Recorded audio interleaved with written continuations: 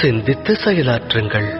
பயம் எனும் உணர்வு மனிதரின் இதயத்தை ஆட்கொள்ளும்.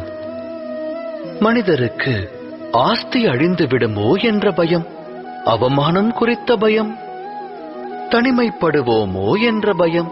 ஆகையால் பயத்தில் மூழ்குவது மனிதருக்கு சகஜமான செயலாகிறது. ஆனால் பயம் எனும் உணர்வு எதை கொண்டு உருவாகிறதோ, துக்கமும் அதன் மூலம்தான் உருப்பெறுகிறது என்று உணர்ந்துள்ளீர்களா? தவறு. அது அடிப்படையில் உண்மையல்ல. மனிதனின் அனுபவத்தை கொண்டு கூறுகிறேன். பயத்தை ஒருவன் வெல்வதனால் எதிர்கால துக்கத்தை வென்றுவிட முடியாது. ஆனால் பயம் வரவிருக்கும் துக்கத்தினை அறிவுறுத்தும் கற்பனை மட்டுமே. ஆராய்ந்து பார்த்தால் இரண்டிற்கும் எச்சம்பந்தமும் இருக்காது.